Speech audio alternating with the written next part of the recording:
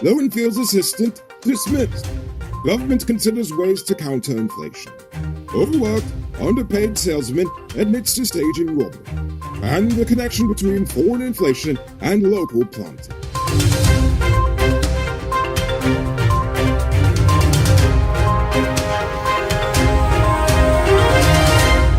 I am Enrico Bulford, and this is Uncut News. If you've seen news happening, send us a tip on WhatsApp at 592-659-6154. Lowenfield's personal assistant Duarte Hetzberger's contract with GCOM has been terminated. Hetzberger is suspected of having deleted important data from GCOM's computers. His alleged actions were only detected when newly appointed CEO Vishnu Prasad noticed that the computers were clean, and the IT department's reasoning for why they were wiped clean made absolutely no sense.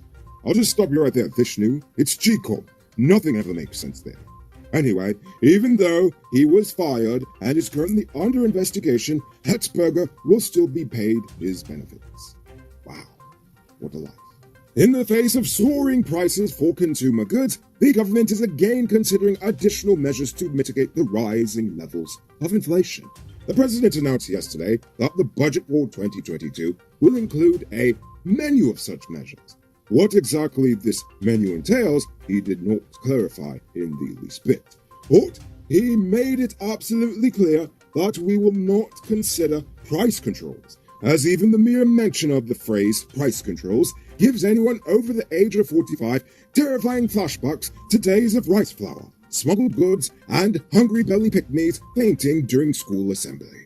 The government is currently investing in the aquaculture industry in Guyana. They recently launched a swamp shrimp project in Region 6 and will soon focus on increased production of more prawns and tilapia. 100 acres of land for the ponds have already been identified, and the president believes that enough of this fish and seafood can be produced to meet local demand. The government has plans to repurpose parts of the old Demerara Harbour Bridge. According to Edgell, the individual spans of the bridge could be used to bridge multiple waterways in the hinterland, such as the Berbice River in Kokwani, or the Essequibo at Karupukari.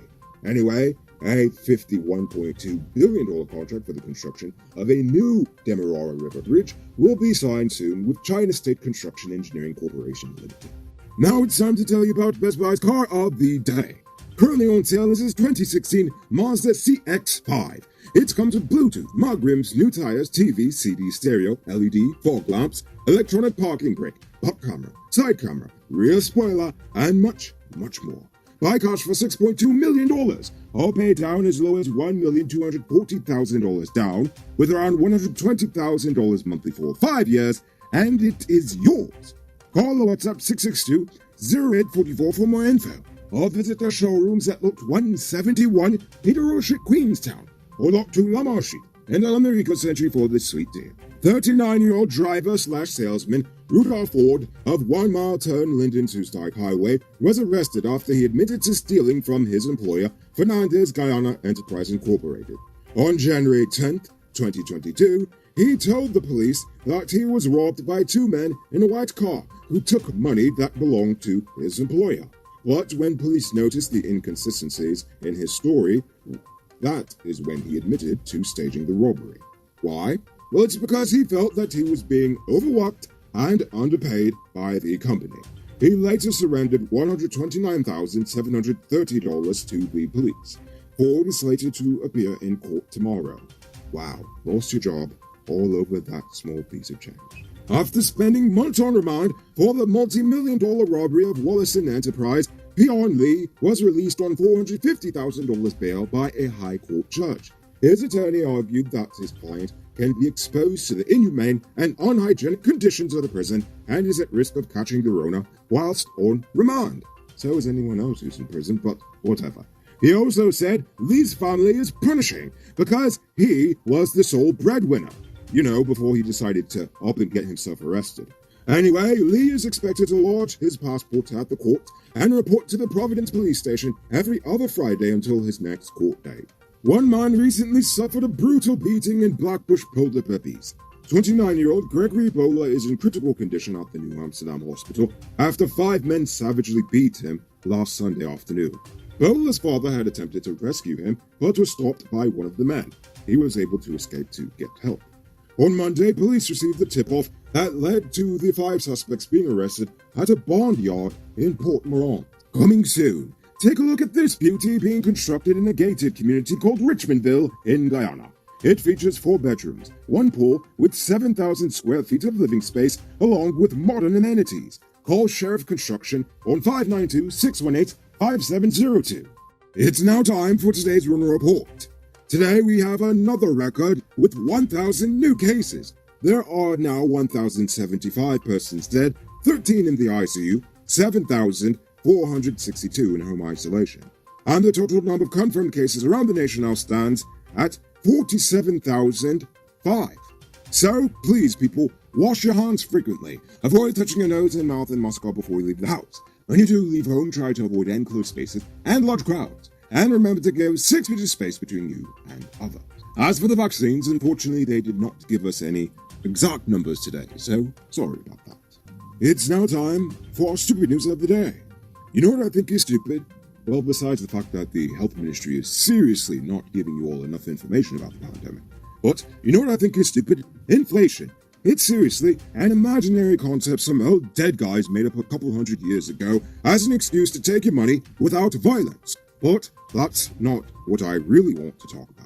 What I really have an issue with is the fact that inflation is getting so bad that a fridge full of food may become unaffordable for the average Guyanese if a major intervention does not happen, and soon.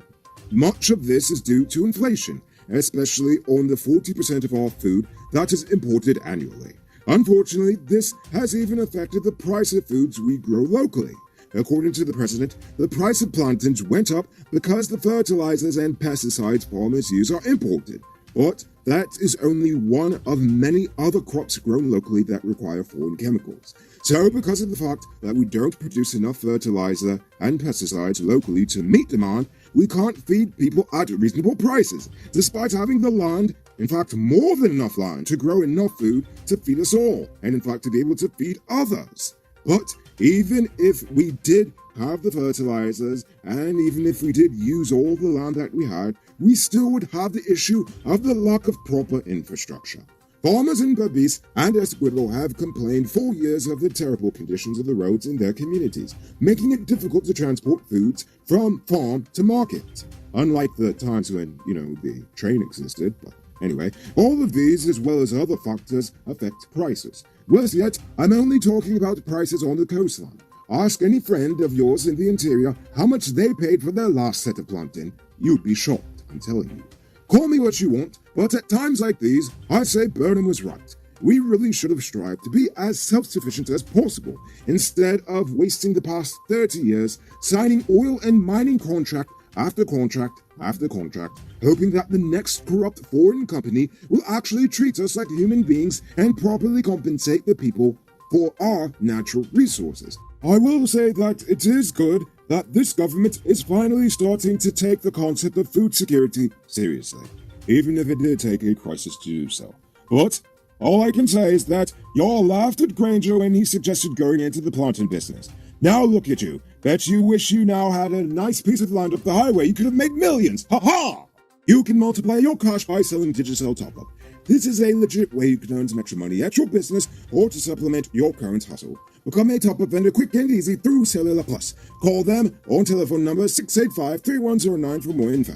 Moving on to our Uncut News Views Poll Question of the Day. Every day we pose a question about current events in Guyana, the region, the diaspora, and how you feel it relates to us. So you give your responses in the comments, and we'll read the best ones in the following episode. Yesterday's question was, what do you think is the biggest problem facing us currently? Tudi Dehan says, personal responsibility to do good to others, and jail all these lawless judges, magistrates, and the prosecutors that allow the corruption to continue. Indeed. Clyde Bryan said, for many years, C.N. Sharma has been saying that the moral standard of society has been rapidly decaying. It is evident. He really was a prophet, even if he was barely literate. Ralston Reed says, division between each other, especially when it comes to the interest of the country and its people. Exactly. And finally, Steve Enriquez had a lot to say, but simply, he says a lack of love and care. Love is all we need. Indeed, Steve, indeed. So, before we get to tonight's question... Hey, I'm interrupting this program to let you know that not all truck parts are created equal. Some does work hard without any problems for a long time, while others does make your truck broke down quick and got you running your pockets again. Get genuine high-quality parts from Powered Automotive Truck Spares and Engine Parts and extend the life of your repair. They're the authorized dealer in Guyana for Hammer USA products like brake valves, clutch discs, universal bearings, and others. Visit them at 1161 EE Eccles or call them on 697-0171. Powered Automotive, the #1 truck and engine parts store in Guyana. If you didn't know, well, now you know. Now, for tonight's question. Should they repurpose the old Demerara Bridge, or should they keep it in place as a second route across the river? Think about that question and tell us in the comments below. If your response is good enough, we just might feature it in our next episode. Anyway, that's all the time we have for tonight, and check us out tomorrow for another. Until then, I'm Rico Bulford saying good night, folks. Hey, Uncut News viewers, thanks for watching. You can subscribe by clicking on this button over here, or click over there for more news. You can also drop a comment to let me know if you've made it to the end of the video. Goodbye for now.